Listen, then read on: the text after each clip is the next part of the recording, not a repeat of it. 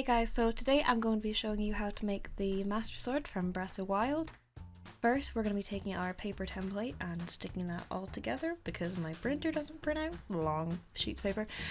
Then we're going to cut that out, and then we're going to roll out a 10mm sheet of EVA foam. I got mine from Polyprops. And then we're going to cut that out. So what you'll need is a knife sharpener, this weird bevel cutter thingy, and a box cutter. Now because I've got this bevel cut thing, I'm going to be cutting the bevel off of my pattern, just so when I cut with the bevel cutter, the bevel will be added onto the cutout bit. If you don't have a bevel cutter, that's fine, you can just cut at a 45-degree angle.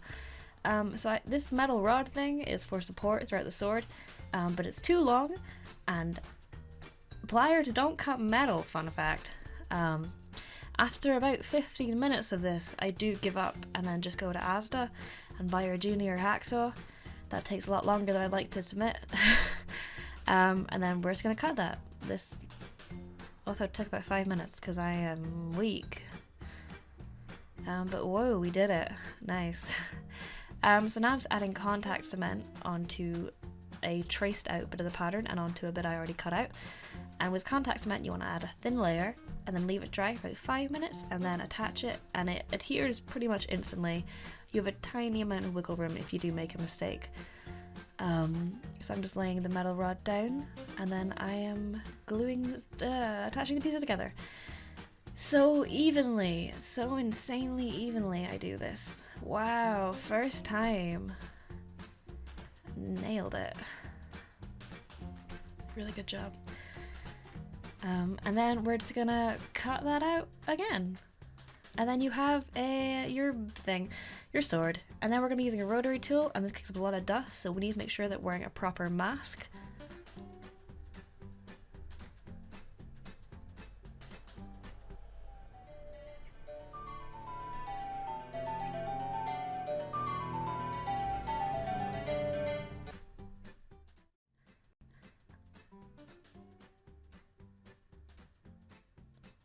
Safety is important. These are dangerous things working with.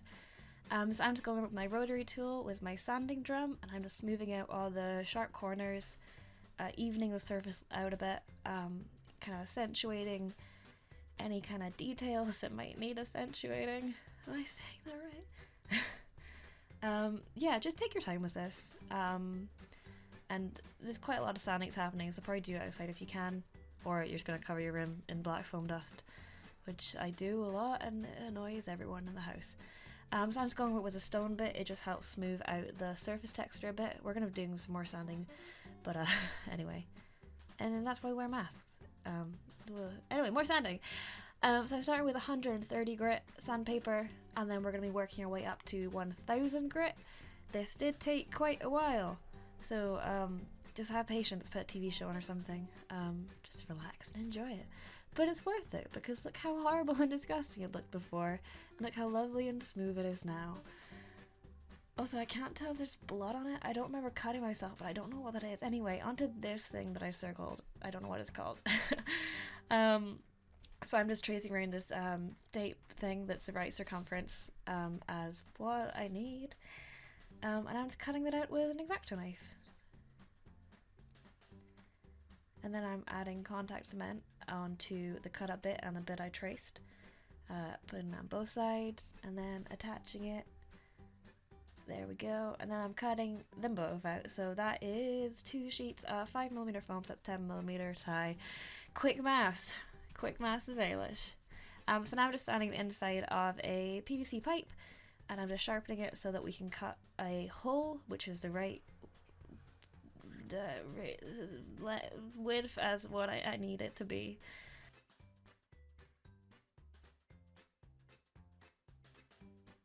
Anyway, so I stacked up 2 10mm sheets of foam onto that bit we already had, and I'm just kind of carving it into a kind of dome shape, and I sanded it with my rotary tool again.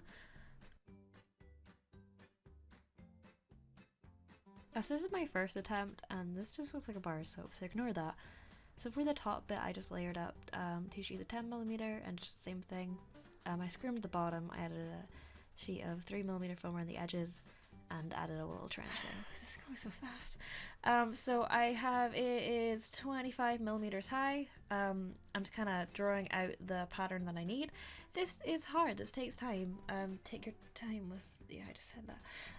So you're cutting V-shaped trenches to get the look we need. Yeah. Use a sharp knife, take your time, have some practice pieces. I practiced with pieces. Wow, I don't know how to talk good. And I'm going with my rotary tool to clean it up more, clean it up gooder. Fuck. Yeah, nice. And there we go, that's our 2 finished wings. And now we're going to be attaching it onto the main body of the sword. And watch very carefully what I'm doing here, it's really important. My camera died, never mind. So here's it attached, and now we're going on to the gem bit. Woo. So I'm using monster clay, which is an oil-based clay. It's reusable, it doesn't set or dry out, it's pretty good for mold making, and we will be making a mold of this gem. Yeah, so we're using plaster of Paris because I ran out of silicone. So just gonna mix some water in, and then I think it's like a 50-50 ratio. I kind of just eyeballed it though till I had a consistency I liked. And the consistency you're going for is peanut butter if somebody added milk into it on a hot day. That's the best way I can describe it. Yeah, so like thick but not like water.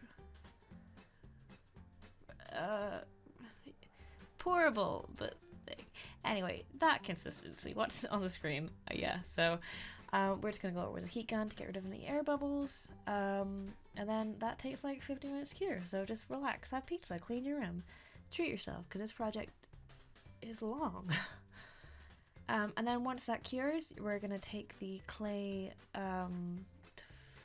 gem out, and then we're gonna clean up the mold a little bit. Be careful because plaster scratches and breaks pretty easily, so don't like gouge anything out. And I'm gonna be taking these mica pigment powders in the shade Buttercup. I feel like a beauty girl. And I'm gonna be brushing that onto the mold. I'm doing this because I'm using UV resin. And these are soap pigments, and I find that when I mix these pigment powders in with my UV resin, it doesn't tend to cure very good. And I think the pigment powder just blocks the UV light from going through or something. I'm not a science person. So yeah, we're just gonna brush that in real good. And this is the UV resin that I use. I just got this off Amazon. So we're just gonna fill the mold. We're not gonna fill up all the way to the top because I find the top of my molds are always a bit janky looking. And then we're gonna whack it to even out the surface level and get any air bubbles. And then we're gonna put a UV light on it. And then while you wait, go paint a room. Cause who paints a bedroom red? You have to fix your landlord's mistakes. And then once that cures, you remove it at some point. There we go. It's a little bit messy. That's fine. We're all a little bit messy. And this wrap thing, which is, ooh, didn't like this bit.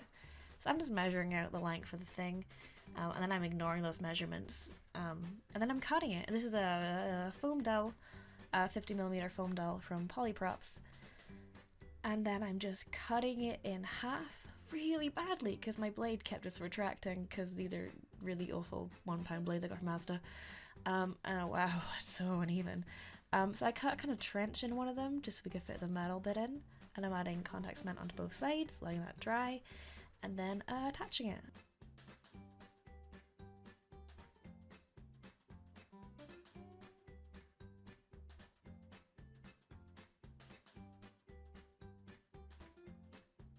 The pommel. For the pommel, you're just going to take a foam sphere, cut the middle and the end out so you have this kind of weird shape.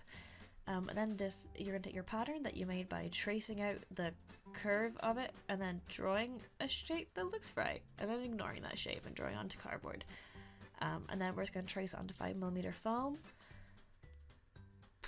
Yeah. I hate silence. I feel like I need to do it. Anyway, and we're going to cut it. Oh, those cuts look so good, but these cuts look so bad. You think after 4 years I'll be better at cutting a foam, but no. And then we're gonna glue it on, and I added some 3mm foam for detailing. And these wraps, ooh, these were something else. So we're just gonna cut very skinny strips of 2mm foam. You're gonna need about 4 strips of these, of a length that I couldn't tell you. And then we're gonna just mark where it crosses over. It just makes gluing it on a bit easier to have those kind of markings to go off. I really struggle with this bit, to be honest. So I'm just adding a dot of glue, super glue, wherever the marks are, and then slowly working my way up to the top with my first strand. Getting there.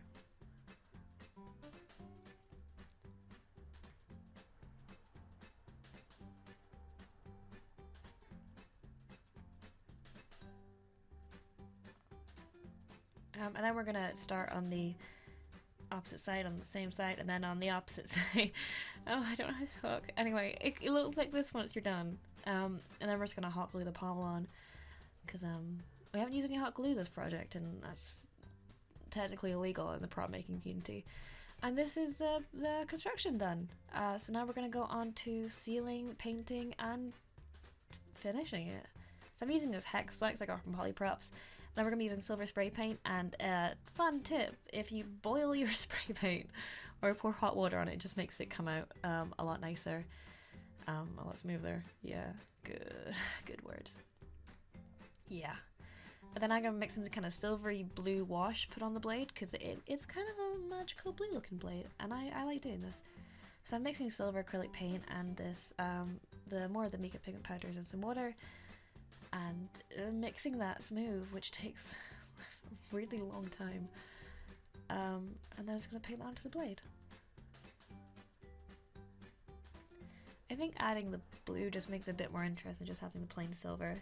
I mean, it's all personal taste. I like doing this because we create a kind of fun blue gradient at the top, which doesn't show up super great on camera, but in real life it looks a lot nicer. So yeah, we're just making the more pigmented blue bit, and then we're really badly painting that on, jeez. Would you believe I did art for all of high school? Never mind. So we're just gonna tape off the blue bit, and we're gonna paint the diamond bit gold with Robin Buff. You can use anything gold, I just had this on hand. Also, peeling off tape is so satisfying, it's great. Yeah, and then we're gonna go in and start painting that purple color on, and I weirdly struggled to mix this purple color because I don't understand how primary colors work apparently. I kept mixing brown. Anyway, yeah, we're just gonna paint that on everywhere. Well, not everywhere. You know where. Okay, so we're gonna go in with this square brush in this green color and paint the ribbons. You know, take your time with this. Don't add too much paint on the brush. I did about 2 layers of this because it was going over quite a dark color. And then we're going to take the silver Robin Buff and a chip brush, and we are going to dry brush silver highlights onto the purple bit. This is just a nice little touch. It just makes it more contrast in the build. His sword doesn't really look weather damaged, not weather damaged, battle damaged, or damaged at all, because it's like a magical blade. But I like doing this. Anyway, so we're going to be putting some brown, watered down brown acrylic paint, just to dirty the blade up a bit. I find when you do this over the whole thing, it kind of unifies the whole build, and it's also just really fun to cover everything in dirty water. So that's the before and after. It just shows the kind of contrast that the weathering does. And now we're just going to seal it with this sealer, and we're done.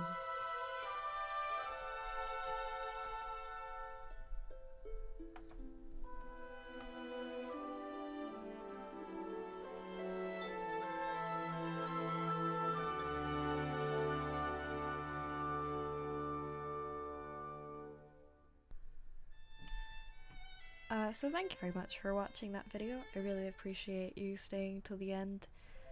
If you guys want to see more of my builds and projects, I am on Instagram at NeevyNeeveProps. I'll put it in the bio because I don't know if that's weird to spell.